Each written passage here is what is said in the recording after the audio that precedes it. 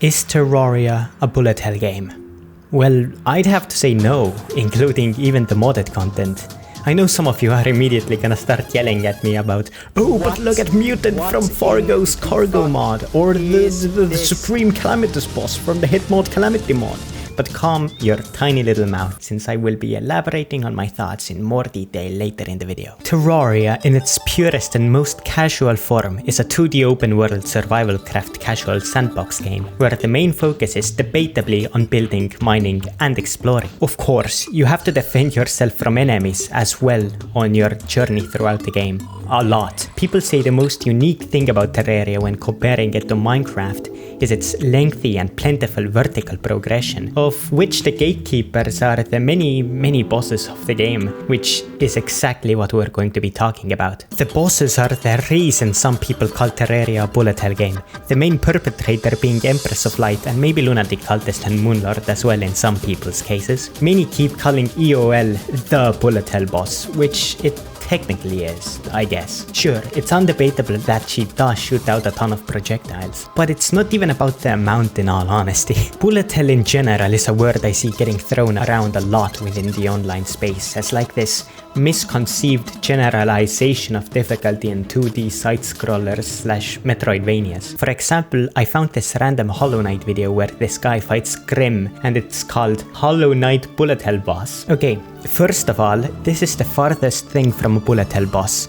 Lifts classes, both projectile amount wise and literally the entire game wise. This is a Souls-like Metroidvania with its main focus being on reactionary gameplay where you have to be aware on how to dodge an attack via the knowledge gathered from former attempts. That sounds kinda familiar if I'm being real honest with you. Of course, most bullet hell bosses also require dodging skills, but the reactionary skills? I'd say that in most cases of bullet hell, the reactionary part comes secondary to pattern recognition and positioning skills. The traditional bullet hells are usually quite slow but overridden with an overwhelming amount of projectiles, which you have to train your aforementioned positioning for to dodge. You have to train your eyes to spot gaps between the projectile patterns and find this hidden trail hidden in this pattern that you can slowly and carefully float through. Definition wise, bullet hells, aka Danmaku, also known as manic shooters, are a subgenre of shoot 'em up video games featuring large amounts of projectiles the player's characters are required to dodge. This description from Wikipedia almost describes the action side of Terraria, the boss fights in specific, or well, the single boss fight, that being the Empress of Light. Though, if we trace back to what I just said a few seconds ago, you have to train your eyes to spot gaps between the projectile patterns and find this hidden trail hidden in this pattern that you can slowly and carefully float through. Gameplay wise, it's totally different. The biggest problem with Terraria's bullet hell side of things is its movement system. You have omnidirectional movement, as you do in most bullet hell games, but there's a huge difference with the addition of dynamic speed.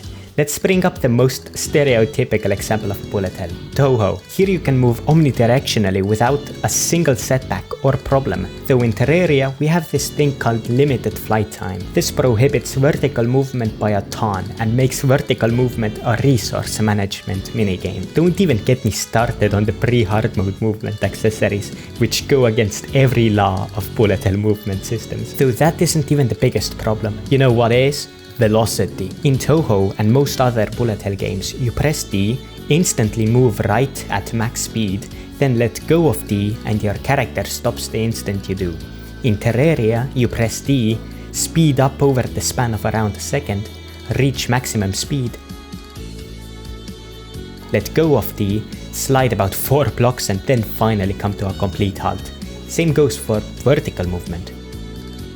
Though, experienced Terraria players have their own way of dealing with these issues. For example, using a dashing accessory immediately sets you at max movement speed without having to wind up your legs with the Hermes boots, and the slime saddle immediately makes you fall down at more than maximum speed after equipping it, so that you won't have to wait for your upward swing velocity to wear off and then finally fall down at a mediocre speed. Of course, you can also utilize hooks to get an immediate max velocity boost omnidirectionally. This in its own ENNWAY makes Terraria's movement system much more in-depth than a traditional bullet hells. Now, the topic many people have been waiting for, modded Terraria. Terraria is an extremely welcoming game when it comes to modding, since it's in the scripting language of C#, which is one of the more straightforward ones. Due to this, there have been quite a few mods being made, especially now that T-Mod Loader is on Steam. Most people who mod the game or play mods generally gravitate towards the boss fight side of things. This is basically just an overcomplicated way to transition over to talking about modded bosses. Anyways, there are indeed a few modded bosses that either follow the traditional bullet hell patterns or straight up copy-paste other bullet hell game bosses into Terraria. Though something I've kinda realized over the years is that importing a bullet hell boss into a game which isn't meant for bullet hells with its movement system doesn't really make the game a bullet hell game, nor play like a bullet hell game.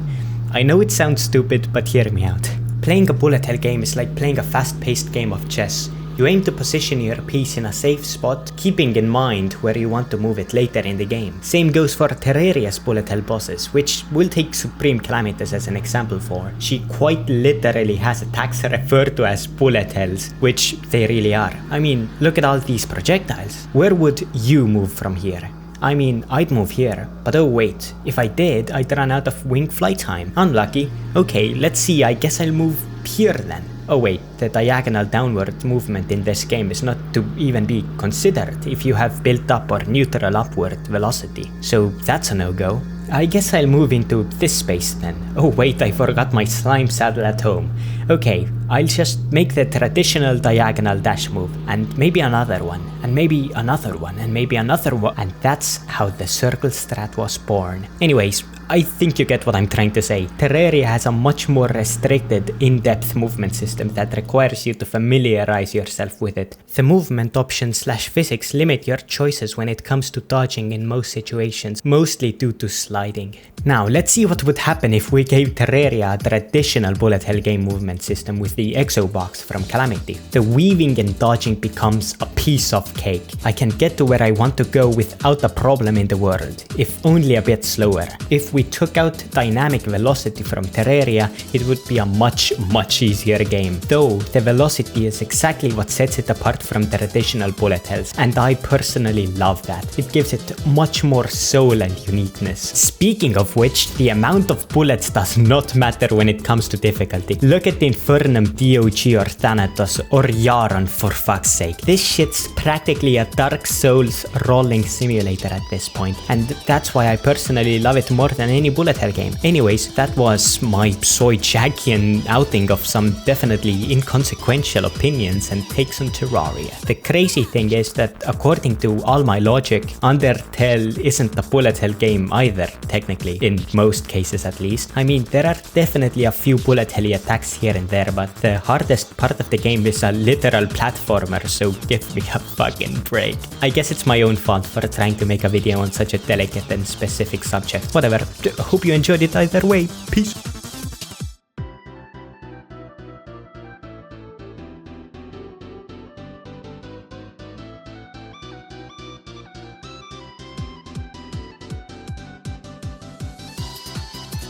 Join our Clash of Clans clan bash Code. This is the code.